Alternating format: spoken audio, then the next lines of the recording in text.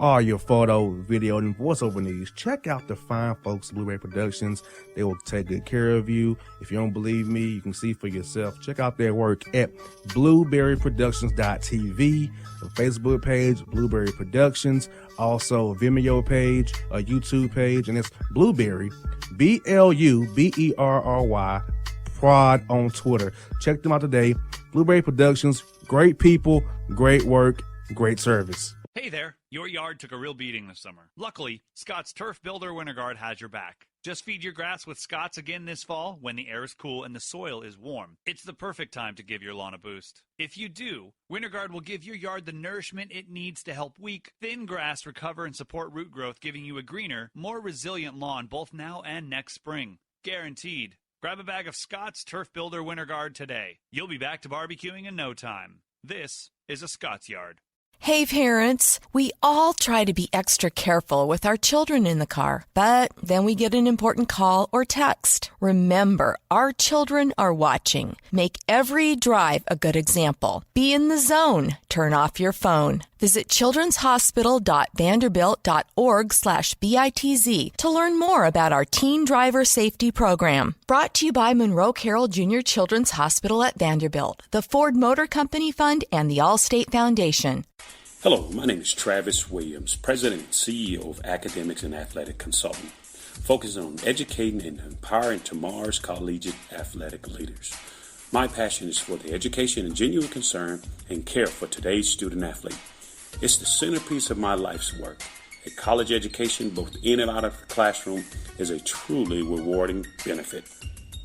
For more information on AAC, you can go to www.academicsandathleticsconsulting.com. Once again, www.academicsandathleticsconsulting.com. Or you can follow me on Facebook at Academics and Athletic Consulting, or Twitter at Coach TWill24, or Instagram Travis L. Williams 24. Or you can call me at 404-542-6079. Once again, AAC is very proud to partner with J.R. McHenry of the Bossman Radio Show, covering sports and entertainment across the country. Please tune in weekly for informative, entertaining, and expert analysis on today's sports and entertainment topics. Thank you.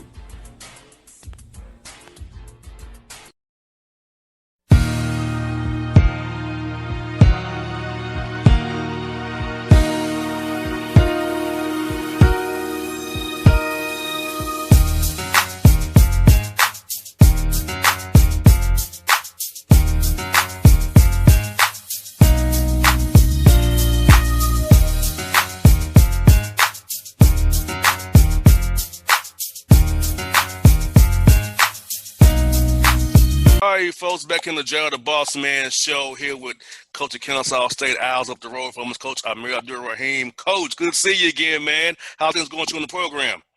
Bossman, good to see you too, man. Things are good, man. We just, taking it one day at a time, man. Trying to stay safe, trying to stay healthy, and get back to some sense of normalcy, man.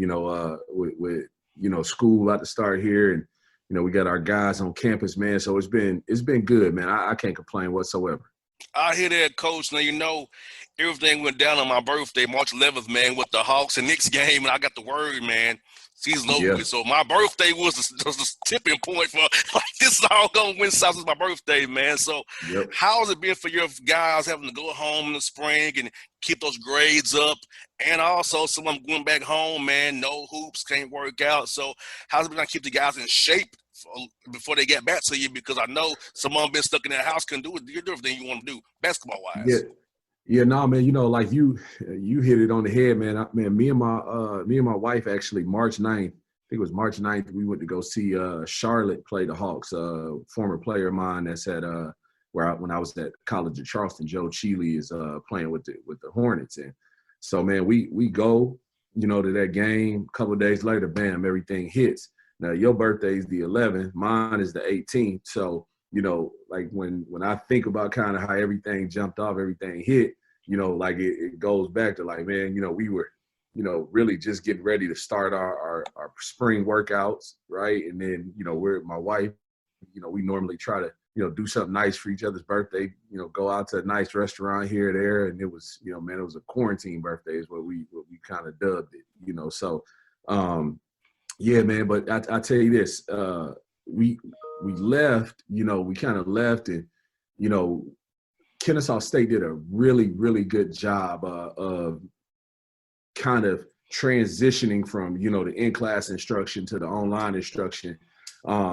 Like in a sense, like, man, kind of flawlessly. President Witten, who's been here, a few years now, her and her staff, they did an unbelievable job just kind of getting everything in place and kind of foreseeing where it was going in a sense and getting everything in place to the point where I think all the other schools, when they left and they went home, I think it was like a 2-week period or something like that where they were off and then started back up. Man, I think we may have, if we just say we left on a Thursday, we were online ready to rock and roll that following Wednesday, right? So our guys never really got out of sync. They never really got out of the mode of going to class. And, Lana Bowman, who's our academic liaison here, she did a great job just kind of keeping our guys on the schedule, right? Because that was the hardest thing is definitely once they got home, like the dudes could sleep all day if they wanted to.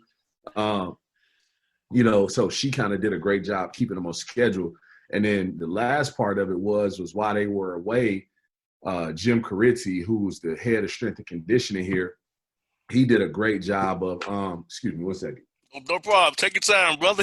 It's no problem. Man, he did a great job of they invested in this this app called Team Builder. And basically what he could do was for guys who had like weights or whatever kind of equipment in their house, man, like he could put a workout together for them. If they just had body weight, he could put a workout together for that. And I mean, it turned out, man, awesome, because our guys, they were still able to train a little bit. So, really all the way through June, up until when they got back here after July 4th, they weren't in basketball shape. They weren't in great shape, but at least they had some sense of conditioning because they had been doing that. And he did a great job with it. So that's why I'd say, man, I've been screaming this for a year now is people don't realize how great the situation up here is and how much better it can be. But a big part of that is the people. Yeah, it's a diamond in the rough up there, man. You in a perfect spot up there at Kennesaw State. Very slept on, but a lot of resources out up there in Kennesaw State, man. It's a gym, and you're building it the right way because once you get everything going the way you need to get going, you're going to be trouble in that A-Sun. Most definitely. No, we're excited about it, man. We just finished or I should say finished, but we're in our second week of workouts with our guys. And, man, again, anytime you're taking over something, you expect to have some sort of adversity, and we had a lot of it. Like, I'll be the first one to tell you, we had a lot of it. And, but I wouldn't change it for anything, whatsoever. Like I would, what we went through, we needed to go through, because as we make this turn, which I think we're going to, really, really, make a difference, this upcoming season, people will see why, we didn't budge on certain things. I thought it was times last year, man, we could have, not looked at this or, not held somebody accountable on that and maybe won 2 more games. But, man, it ain't no difference between 1 game and 9 games. We all at home in March, so it don't matter. But this group we got here now, man, I'm excited about them. These dudes, they love the gym. They're building real relationships with each other, and that's the start. Loving the gym and real relationships, and whatever happens after that, man, that's on us, and we'll do our job. And that's the mark of a good coach, man, because, you can easily let a guy get away with something just to get a frivolous win here. It may look good for the moment, but if you're setting the wrong habits and starting bad examples, man, guys think, oh, he did. I want to close out here. I ain't got to set the screen right here. I can load from defense here. So setting those good habits now is not going to make you better here in year 2, 3, and 4 down the road as long as you're at Kennesaw State. Yeah, no doubt. I mean, for me, like when I think about it, I say me, I should say us as our staff, we want to win, but we want to win big, right? We want to do something that's never been done here that, man, in a sense, only 68 teams get to do each year, right? And that's go to the tournament. And again, having been a part of those programs and in the past, I know what it takes, you know, and I know what we didn't, you know, I knew when we were really good, you know, like what we, you know, what our non-negotiables were.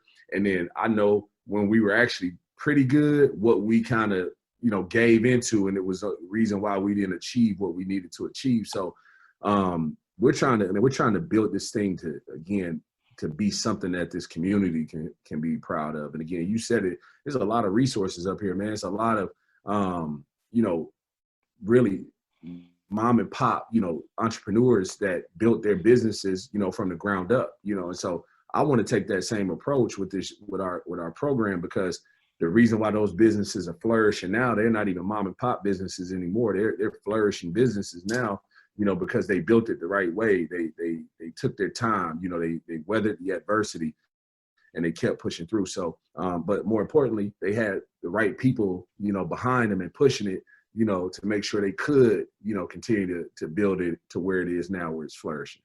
Most definitely, Coach. And I love the conference you have. And I have one of the guys on your conference on my show, Matt Driscoll, Coach Pujols down, Coach Acuff now, Lipscomb, man. All those guys talk about how you did a great job last year because they knew what you was facing and said the record don't show the job you really did. And I say you guys are right, because it's tough going new programs, start from scratch, having to really build some. But just to know that your peers in the conference saw the hard work you was putting in, even though it wasn't wins for you, but they saw it. Yeah, I mean, I'll tell you this, like I had a conversation with somebody earlier in the spring, man, and I was, you know, when you look at our conference, and I mean, you start with, you know, Coach Driscoll down in North Florida, Coach McKay up at Liberty, Coach Pujols up at North Alabama, Coach Acuff at Lipscomb, and we can go on and on and on, man. Like, we got some really good coaches, right, in our league, you know, and so and not only good coaches, we got really good leaders. They're leaders, right, and they're kids, man. They play, they really share the identity of their head coach, right? So it wasn't no cakewalk, that's for sure. You know, it was like I knew that, you know, we all knew that, but again, you know, our kids that we had last year, they tried. Like, it is no question about that, right? Like, I mean, you could have walked in here, Bossman, in middle of February, into February, and we were 1 and whatever. And if you would have watched our practice, you would have been like, man, and these dudes get after it, you know. And so to their credit, man, they kept coming in and doing what we asked them to do. But the one thing I don't think people realize is how hard it is to win, like what you have to do every day in order to win, right? It's an everyday thing. And that's process why every day. And that's why you look at like teams like Liberty, you look at teams like North Florida, and they've been at the top of this league for, you know, 4, 5, 6 years. It's because of that. Like they've had that culture established. They've had those standards set, and they know what it is every day. Our guys, we were setting that standard, and they're like looking at the standard like, man, I ain't never been asked to do that before, but I'm gonna try, right? And that's all we were asking last year. So now it's time to take that next step. You know, like the foundation is set, right? Now it's time to start adding those bricks. And again, that's day by day is how we work. Now, for as non-conference scheduling, Coach, I know it's been tough this year with the pandemic and teams trying to run the okie doke, splitting it. If there's no fans, this number. If it's fans, this number. That's raising money. I know it's been hard for you, but how's that been going, trying to schedule these games, man, knowing the uncertainty of the pandemic right now? Man, yeah, no. I'll tell you this again. You're gonna hear me say this probably over and over throughout this interview. I'm really a product of the people that I have around me, and so my staff, man, these dudes, they did a great job really early on, but like way before. I'm talking about last fall, you know, getting the schedule put together, you know, where, you know, we basically had our, you know, what they term guarantee games. We had our guarantee games done like before New Year, right? And so we didn't have to worry about that. And then obviously we inherited the series with Mercer. We inherited the series with Belmont. And we inherited the series with FIU, right? So you talking about that's 6 games right there, and then we go to Wofford in a return from last year. That's 7. So our deal was kind of set. We're really like we didn't really have to you know, like scurry and find games or anything like that. What was really good was when we did get one of those, well, look, man, if it ain't no fans, we only gonna do this. Like, I don't look. There's certain things, man, that are above my pay grade, right? No doubt. Hey, look, Same. man, we gonna get us the legal. Y'all deal with that, man. Like, everybody got a legal team on their campus. That's a contract. We ain't got to worry about that. I'm not about to, you know, because I know their coach wasn't gonna sit on the phone with me and say, all right, man, like, nah, like, well, I'm gonna let the people who are paid to do those things. Definitely. So, I would, no doubt. No doubt. Well, Coach, you're part of a great organization, man. CoachesForChange.org. I talked to Cliff Warren just a few minutes ago before I got on the phone with you here. I talked to Carmen Massarello a week ago about it, man. Talk about this organization you're part of, that Carmen put together, and what you guys are trying to accomplish, man. Man, I tell you this, Carmen did an unbelievable job. I think it kind of started, man. We were on a town hall meeting this, you know, two and a half months ago. You know, right after George Floyd, the incident with George Floyd where he was murdered, right? Maybe about a day later, you know, I got an email or a text from Carm like, hey, man, I'm thinking about doing this. Would love for you to be a part. I say, man, say no more. Let me know what you want to do.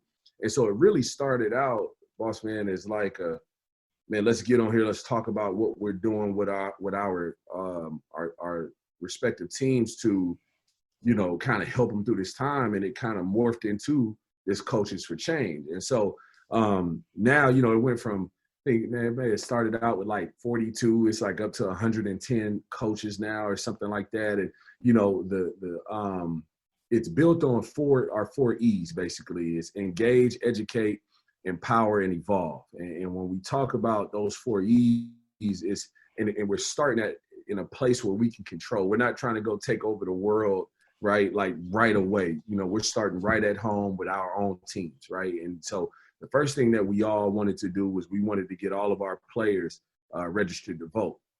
The thing that's crazy about it is maybe a week before that, I actually had Trey Murrow, who's my director of player development, start working with our guys to get them registered to vote. Not only that, but we wanted to get them educated on the candidates as well, not just going in there to click Republican or Democrat, right?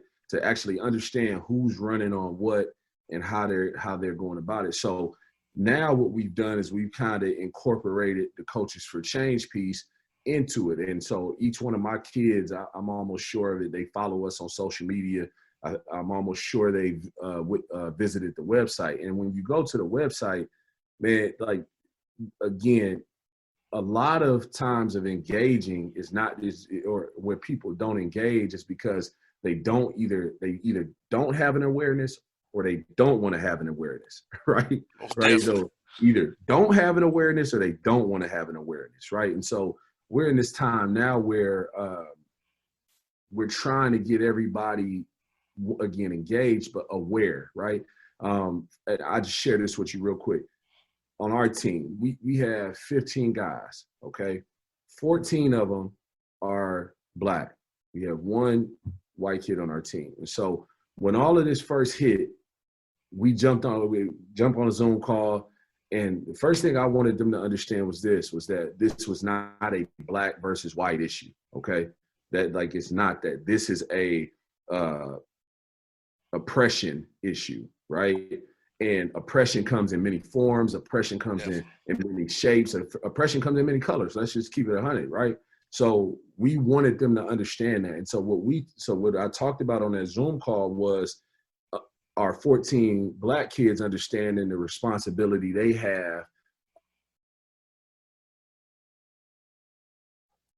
is covered, is protected, is looked after, right? Is not looked down upon or treated differently, because for the first time in his life, he's a minority, right? Most definitely. Okay. And then what I said to the one white kid was like, understand the responsibility you have now in understanding what these guys are going through, just like they're going to understand what you're going through. They're going to educate you, you educate them. And that's where, again, when so now we engaged that group for them to be aware of each other. Now it's time to educate them, right, on why it's important to vote, why their vote counts. Like most of them, like most kids, I can remember when I was 18, 19 years old, I'm like, man, my vote ain't gonna count for nothing. Like that was the ignorance behind it because I hadn't been educated on it. Right. So now we're educating them on why it's important to vote, right? Why it's important that your voice is heard. That's why we had Trey get the information on each candidate, right? To help them understand what those candidates are running on and how it affects them, right? That way, now when you go in there, you're not just voting for the person that, like, you know, that's against the president, right? And I don't use his name very much, but you don't. Same here. Right? You know, and that's just me, right? But you're not voting just to say, man, I'm voting for whoever's against. Like, no, like understand what you're voting on and what these candidates are running on and why it's important. You know, and then again, the other part of the education is helping them understand their history, boss man, right? Like not the history we learned in school, like the real history of, yes, right? So now you can understand why your vote counts. Like, do you not realize that, you know, Black people in America were looked at as 3/5 of a human, yes. right? You do not understand that until, I want to say it was, you know, I mean, we just lost John Lewis, the great John Lewis, and understood what he and a lot of his counterparts were fighting for was to have that vote, the right to vote, right? And that's not very long ago. What was that? What's this? 1968. Yeah, we talking about 52 years ago. 50 years ago, right? So, like helping them understand that. So now they understand, like, well, dang, like I do have power in my voice. Now, the thing that I love about this generation, boss man, is like, man, they about that action, right? Definitely.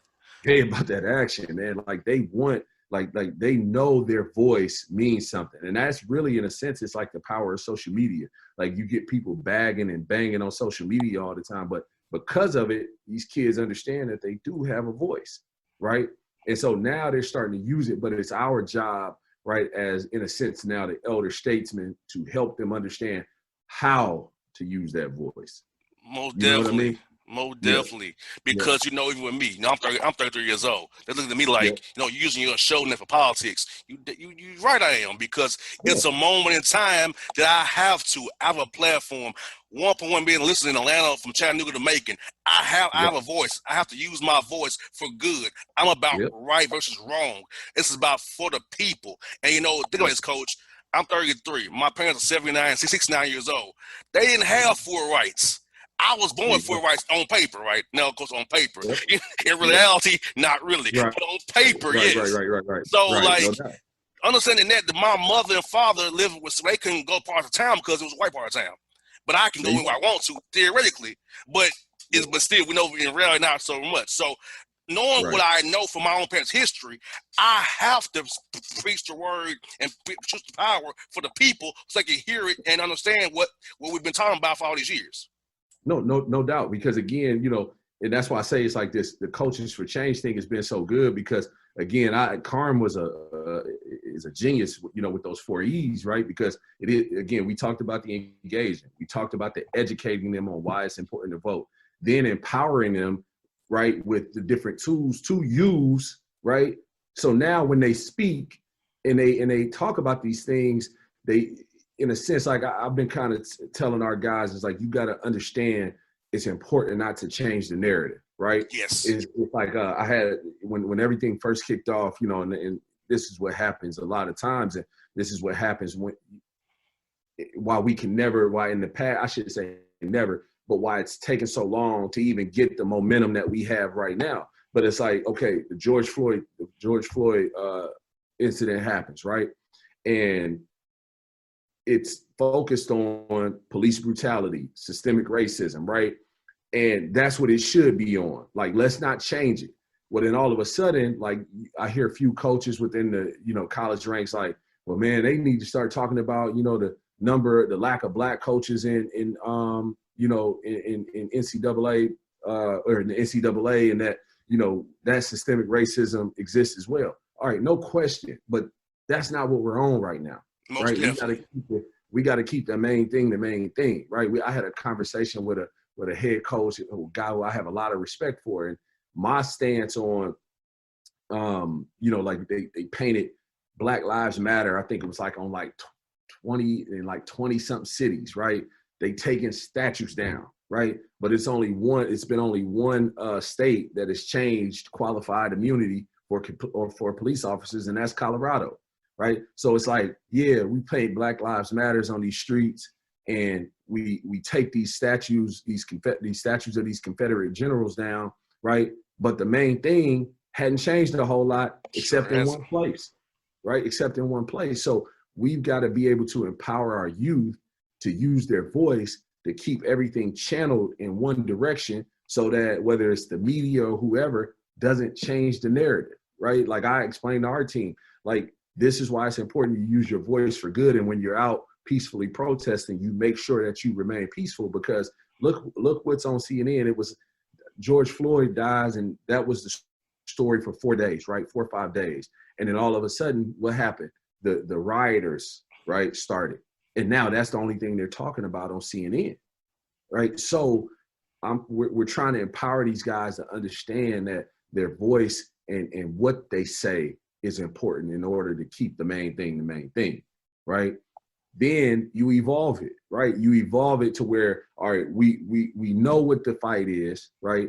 This is how we take it to another level. And we take it to another level. And this is the thing that I love about Coaches for Change, is that when you look on the web, on the page, and who's a part of it, man, it's an unbelievably diverse group. Yes, it is. Men, women, Black, white, Native American, you just go on down the line, and it's not just a group of white coaches or a group of Black coaches, because the truth of it is that I need my counterparts that are, or my peers that are white, to understand. I don't need them to understand what it's like to live like a Black man. Like, they're not gonna never understand it. Just like I'm not gonna understand what it's like to live like them. But I want to understand and be aware of whatever they're going through. Just like they need to be aware of what we're going through. One, because that's the human thing, the humane thing to do. Yes, right? indeed.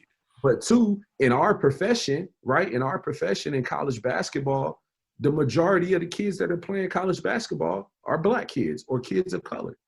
And so they need to understand what these young men are walking into every day, so they can help protect them. We walk into everybody, into these mothers and these fathers into these homes, and we say, hey, yeah, I'm gonna make sure your kid gets an education and do what's right by them.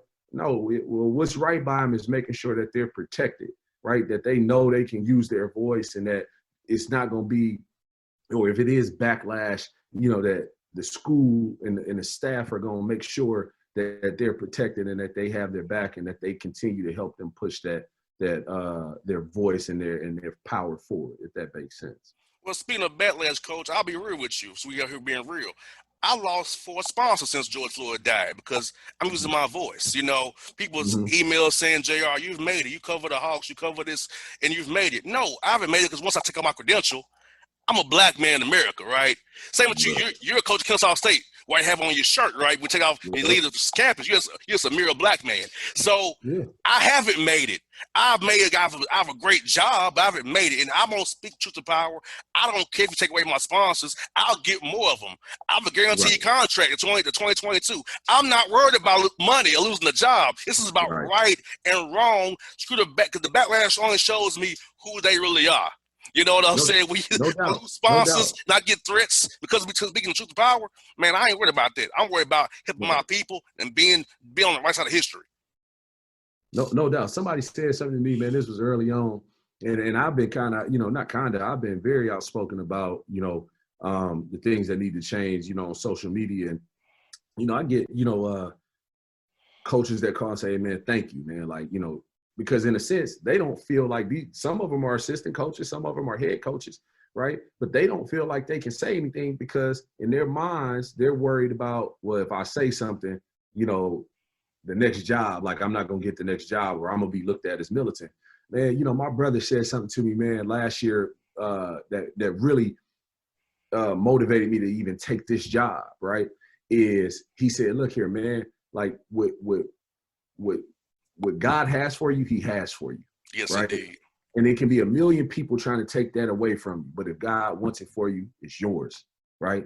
And he said it might be something you want, like really, really bad, but he doesn't want that for you, right? He's not gonna put you in that place. I really, really wholeheartedly believe that. Like, that's my faith, right? And so when I look at it as, like you said, with or without this shirt on, I am a black man in America, right? And I'm not gonna, like, that's the one thing I'm not gonna ever lose sight of that. Now, does that mean I'm gonna be running out here like, you know, speaking on stuff that I'm not educated on? No, like, I'm gonna educate myself on whatever it is I'm gonna talk about, right? Because I want to make sure that what I'm talking about reaches the people that it's supposed to reach, and that I don't hurt whatever the cause is by speaking, you know, things that I'm not sure about or I don't understand. I'm not doing that. That hurts it more than anything, right? So, man, I just look at it like it's a time. Like, I got 14, really 15. I got 15 kids looking at me every day, right? Like, coach, man, like, what you think about this, or what's your stance on this? Or they're just looking to see how I'm gonna carry myself, right? Look, like I said to them, man, if any of y'all, like our local kids, man, if any of y'all are going downtown to peacefully protest, let me know. I'm coming with you, okay? One, because I want to be there with you. But two, right? Like, I'm making sure my guys are good, right? And that they don't get caught up in anything else. You know, if you need to talk about anything, man, call me. We have people here on our campus. Our diversity and inclusion office has done a great job as well, just being there to listen to not only our student athletes, but our just regular students. I mean, it was unbelievable. Like, they had a Zoom link set up, man, and I got on, listened, and I mean, it was just great for people to be able to talk, because they didn't know what to understand, you know, or what to think. Not just black kids, like white kids are like, how can I have this conversation with my friends or with my teammates? Like, that's the beautiful part of it. I mean, yes, I'm just telling you. Yes, indeed, Coach. It's been a heck of a change in our country, and I hope this third reconstruction is really what we need, because, like, you know, we're already in the hub of Atlanta here, civil rights hub, man. We have opportunity to make a change with a lot of people. A very diverse city, getting that more diverse by the moment. Georgia's getting more diverse by the day. So I feel like with your platform, our platform, Cliff Warren's platform, we have opportunities to help this community grow and move forward for years to come. Like John Lewis will say, make good trouble. Yep. No, make good trouble, no doubt, man. And again, my biggest thing is this, you know, kind of going back to when all this started, and, you know, a coach said, like, man, I think, you know, you got to be able to have one, man, and for people to listen to you. And I was like, so somebody's record, you know, gives them the right to speak on something? Like, man, that don't even sound right. Like, is actually backwards, right? Like, who you are is who you are, right? Most definitely. And that record, you know, like, man, look, man, like I said before, man, we 1 in 28, man, but 1 in 28 don't matter. I'm still a black man living in America, right? With young black men who are looking at me to be the example every day, you know. Like, I even share this, like, you know, like we talked about, like, the thing I love about even just our group that we have here now is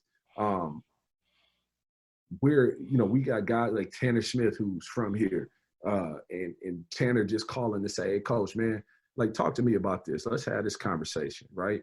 Like, come on, man, let's do it. Which sparks another conversation, which ultimately ends up leading to him understanding me understanding him.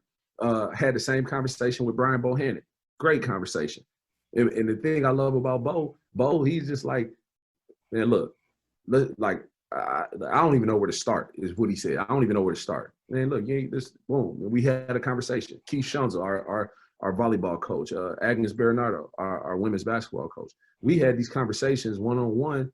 And I don't think it was them trying to, you know, do like brown nose. And no, like, they really wanted to understand why. Because they have kids of black kids or kids of color on their team, and they don't know where to start, because why? They hadn't lived what those kids live, right? So I just think, man, it's really important for us to understand. It's like you said, it's not I mean, I'm sorry, it's not, it's a right versus wrong thing. It's not a white versus black thing, right? Because oppression can come in many shapes and in many colors and from any angle you can think about. You know, we gotta push this conversation forward, you know, so, you know, the generation that we're talking about now, but I got 2 little girls, man, four and about to be 2. Like, I don't want them to have this conversation. I want people to love them, respect them for who they are. Oh, definitely. Like I said, I said this on my show last week.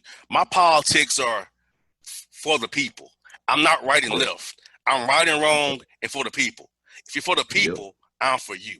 If you're for the right, I'm for you. For equality, I'm for you, because it's about people. It's not about right, left, blue, red. It's about people. Because it's been co-opted to become a competition. But honestly, it's about people. And that's what I wanted this to be about, is people that's coming together and black people being treated equal. As the Constitution said, everybody's treated equal. But we ain't been treated equal the whole time. Live up to what you say on paper. You know, that's what I want to happen for us all. Yeah, no doubt. No question about it. And it's like, you know, it's amazing, man. Like, I coached a kid at Texas A&M. I'll tell you just this quick story. I coached a kid at Texas A&M, right? 6'10", curly hair, you know, a little bit darker than me, right? He was from Columbia, the country, not like Columbia, South Carolina. He was actually from Columbia, Cartagena, Columbia, right? But you know what he was looked at as in America? Black man, right? So just helping him understand, teaching him, you know, just little things like, hey, man, you know, look, you get pulled over, all right, by the cops, okay? Like, man, this is what you need to do. You know, hey, when you get in your car, man, put your wallet in your, like, on top of your center console, have your registration and your insurance, man, above your visor, put it somewhere where you don't got to open something up. Don't give nobody no opportunity to have to guess what you're doing, right? Like, the fact that we have to do that, right, to keep them alive and to help them understand, hey, this is the protocol. Hey, man, hey, it's nighttime, man, roll all them windows down, man, so they can see everything they need to see in that car, right?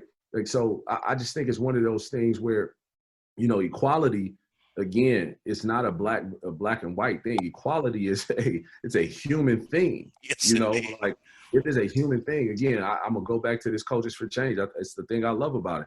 You know, the fact that we were able to, the fact that there were just as many women coaches that wanted to be a part of it as men coaches, right? Like, I'm not saying this to brown nose or to gas nobody up, but like, man, the ideas and the thinking of a woman is so much stronger than the ideas and the thinking of a man, right? Like, because they can think soundly, right? Like, I know me, like, I'm like looking over here and I'm looking over here trying to figure out, you know, all right, man, what's going, but no, like my wife, she'll, you know, hey, let's think about it like this. And I sit there for a second, boss man, I'm like, man, you know what? It's good point, right? So, but just like black people hadn't had a whole lot of equality in this country, women hadn't had a whole lot of equality. Definitely. Right? So I don't, like we talked about when we first got together, Carmen and I was like, look, man, like, we're talking about right now, like, it's no inclusion is like we, like, this deal with Coaches for Change, like, we got to have inclusion, you know, from everybody.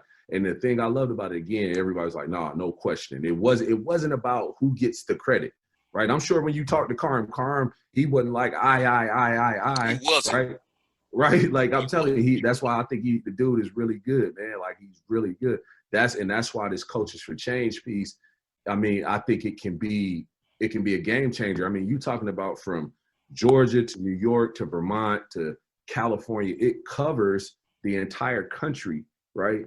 And think about how many students. I think we almost got every conference in the country between men's and women's covered. Like, man, you talking about creating real change now, right? So we just got to continue to do our part, push it forward, understand the platform we had, like you said, and in a sense, keep the main thing, you know, like, let's make sure these kids are educated on, you know, everything they need to be in order to make sound decisions and have really good judgment.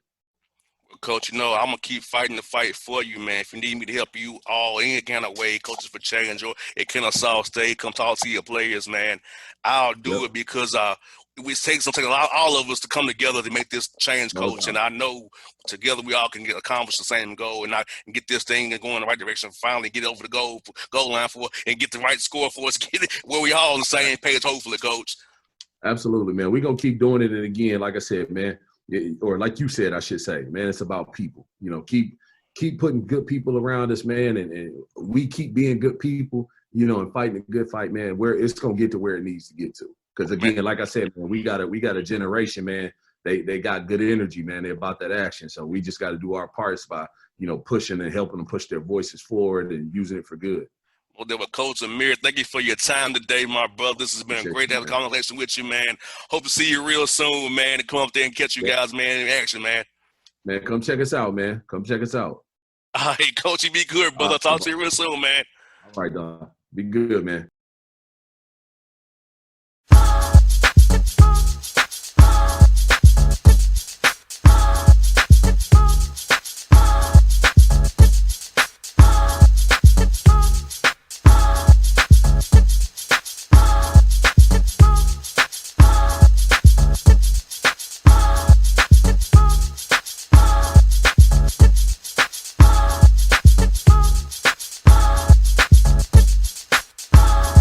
Hip-hop fans, I got a great album for you. The debut album from Family Grind ENT, True Speech and 313 Fresh. We're going to give you 2 discs, 33 songs of pure, genuine hip-hop. Albums available on iTunes, Amazon, Google Play, illstreetrex.com, and streaming live right now on Rhapsody, Beats Music, Spotify, Xbox Music, Slacker Radio, and SoundCloud. Check them out today, True Speech and 313 Fresh, Family Grind ENT. Believe in it, get it. A gorgeous tan from Suntan City gives you an inner glow that relights the fire when you run into your first crush. Vicky, who was that? An old boyfriend. Lucky you just tanned at Suntan City. Lucky he's single. We're doing lunch tomorrow. Won't be single for long then. During Tour of the City, try all 5 tans, including spray tan, for just $4.99. Restrictions may apply. Click to buy now. Suntan City, let yourself shine.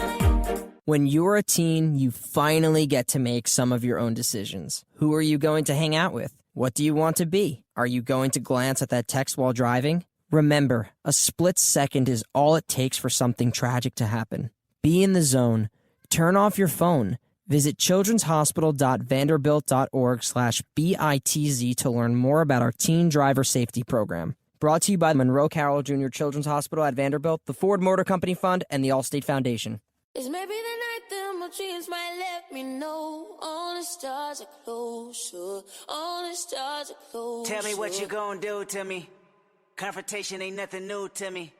You could bring a bullet, bring a sword, bring a morgue, but you can't bring the truth to me. Alexa, play Kendrick Lamar and SZA. Okay. Maybe the night that my dreams might let me know. All the stars are closer. With Amazon Music, a voice is all you need. Get tens of millions of songs. Download the Amazon Music app today. Yeah, it's your man JC, the host with the most, baby, and it goes down each and every Saturday night right here in the city of Memphis. That's right, y'all. It goes down at Clicks Sports Bar Memphis, baby.